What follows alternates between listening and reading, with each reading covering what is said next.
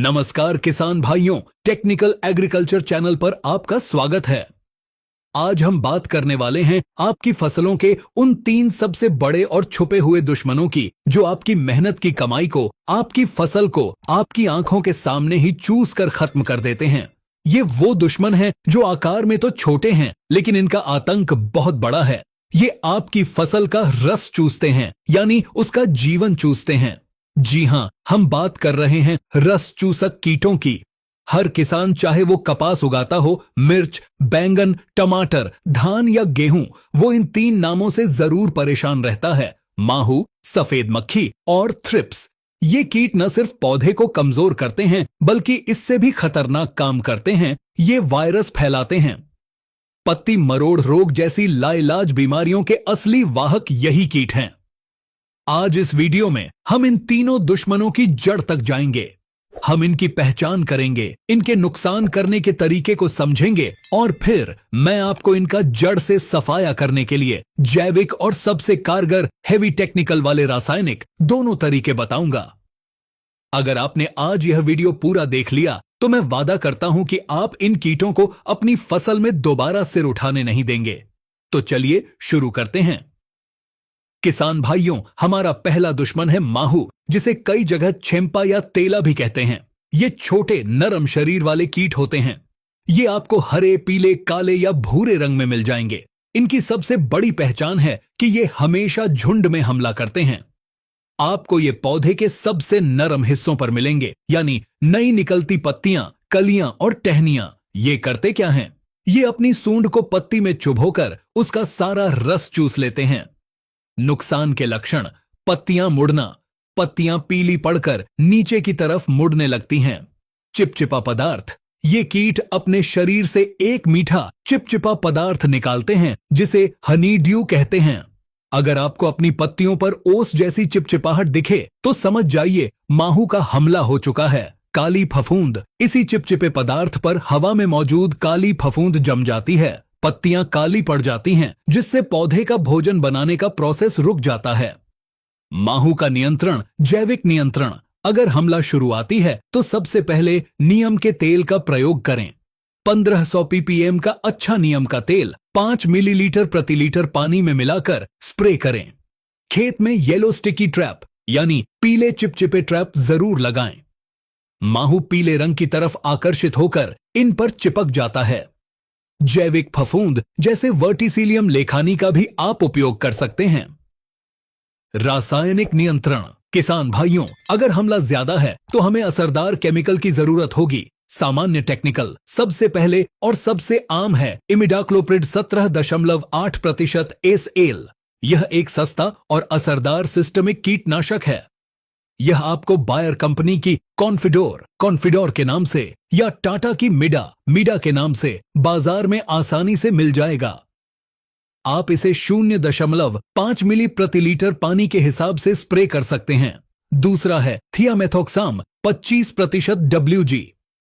यह भी एक बेहतरीन सिस्टमिक कीटनाशक है। यह सिंजेंटा कंपनी का एक्टारा के नाम से बहुत प्रसिद्ध है, या आप धनुका कंपनी का अरेवा भी ले सकते हैं।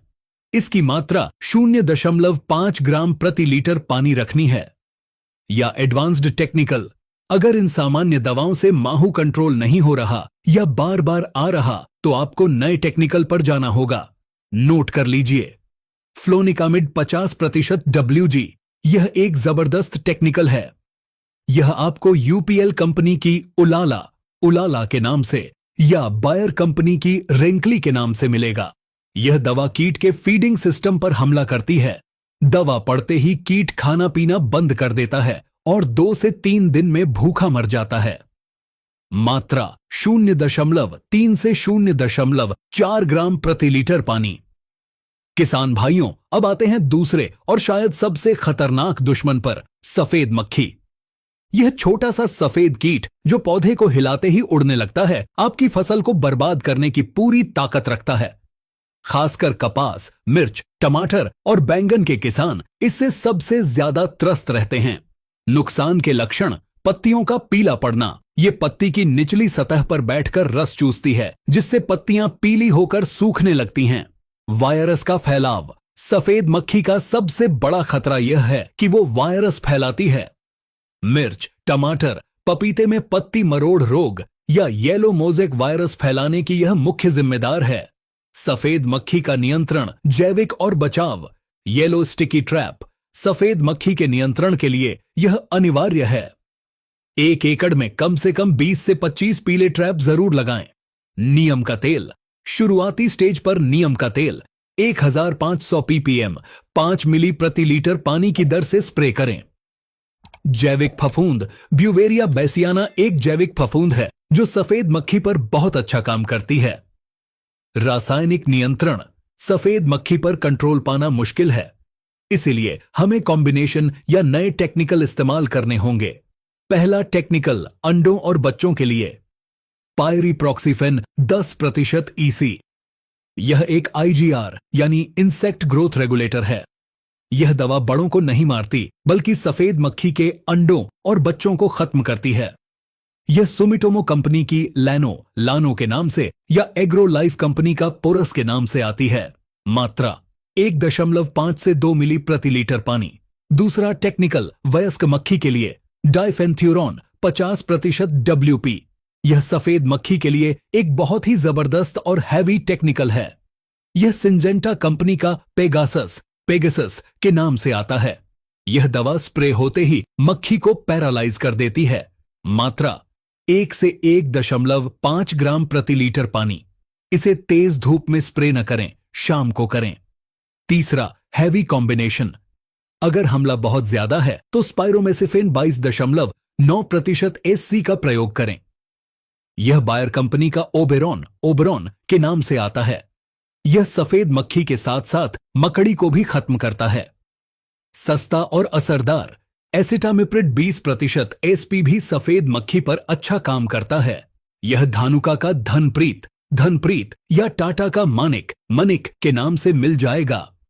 मात्रा 0.5 से 1 ग्राम प्रति लीटर पानी। सलाह, सफेद मक्खी के लिए हमेशा 2 दवाओं का कॉम्बिनेशन स्प्रे करें। एक IGR जैसे पायरीप्रॉक्सीफेन लैनो और एक वयस्क को मारने वाली जैसे डाइफेंथ्यूरॉन पेगासस।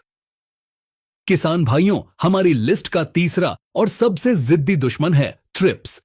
यह कीट इतना बारीक होता है कि नंगी आंखों से मुश्किल से दिखता है। यह काले या हल्के पीले रंग का लाइन जैसा बारीक कीट होता है।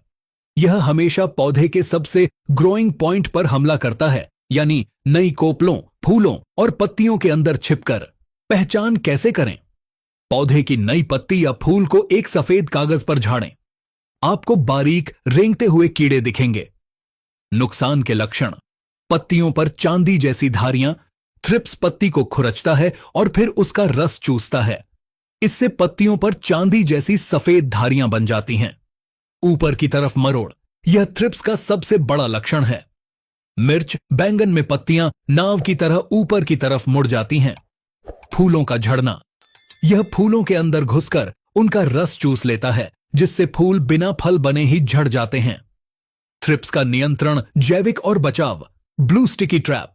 ध्यान दें, थ्रिप्स पीले से ज्यादा नीले रंग की तरफ आकर्षित होता है, तो थ्रिप्स के लिए नीले चिपचिपे ट्रैप लगाएं। नीम का तेल शुरुआती हमले पर प्रभावी है। स्पिनोसैड, यह एक जैविक कीटनाशक है जो थ्रिप्स पर बहुत अच्छा काम करता है। रासायनिक नियंत्रण, थ्रिप्स को मारना बहुत मुश्किल है क्योंकि यह पत्तियों और फूलों के अंदर छिपा रहता है।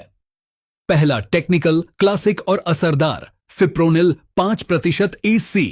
थ्रिप्स के लिए यह एक बहुत ही जाना माना टेक्निकल है। यह बायर कंपनी का रीजेंट के नाम से या धानुका का फैक्स के नाम से बाजार में मिलता है। मात्रा 1.5 से 2 मिलीलीटर प्रति लीटर पानी। दूसरा हैवी टेक्निकल, नया और बेस्ट स्पिनिटोरम 11.7% SC।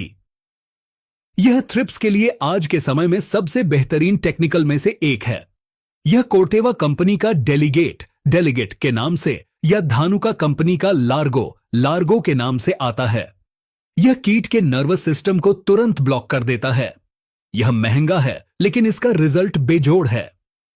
मात्रा 0.5 मिलीलीटर प्रति लीटर पानी। तीसरा heavy combination, imidacloprid 40% plus fipronil 40% का 80% WG कॉम्बिनेशन। यह एक घातक कॉम्बिनेशन है जो थ्रिप्स और अन्य चूसक कीटों को एक साथ खत्म करता है।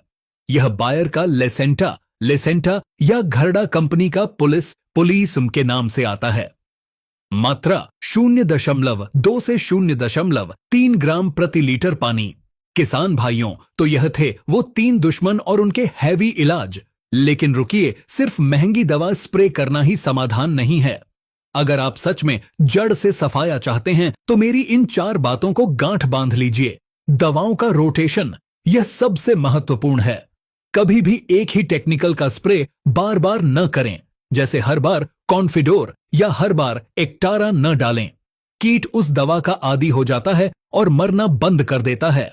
पहला स्प्रे जैसे इमिडाक्लोप्रिड किया है तो दूसरा स्प्रे 10 से 12 दिन बाद किसी और ग्रुप का जैसे फ्लोनिकामिड या डाइफेंथ्यूरॉन का करें। स्टिकर चिपको का प्रयोग, रस चूसक कीटों की दवा में हमेशा एक अच्छा स्टिकर या स्प्रेडर जरूर मिलाएं। ये दवा को पत्ती पर पूरी तरह फैला देते हैं और कीटों तक पहुंचाते हैं। स्प्रे का सही समय, इन कीटों का हमला सुबह या शाम को ज्यादा होता है। तेज धूप में स्प्रे करने से बचें। सबसे अच्छा समय है शाम 4 बजे के बाद। किसान भाइयों, माहू, सफेद मक्खी और थ्रिप्स हमारी फसलों के दुश्मन हैं, लेकिन ये लाइलाज नहीं हैं। सही पहचान, सही समय पर सही टेक्निकल का रोटेशन के साथ प्रयोग करके आप इन पर 100% काबू पा सकते हैं। उम्मीद है इस वीडियो में दी गई गहरी और तकनीकी जानकारी आपके काम आएगी।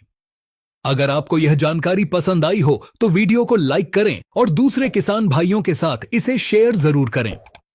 आपके खेत में इन तीनों में से कौन सा कीट सबसे ज्यादा परेशान करता है? हमें कमेंट में जरूर बताएं। और अगर आप किसी और कीट या बीमारी पर ऐसा ही डिटेल वीडियो चाहते हैं तो वो भी लिखें। टेक्निकल एग्रीकल्चर से जुड़े रहने के लिए चैनल को सब्सक्राइब करना न भूलें। मिलते हैं अगले वीडियो में एक नई और सटीक जानकारी के साथ। धन्यवाद।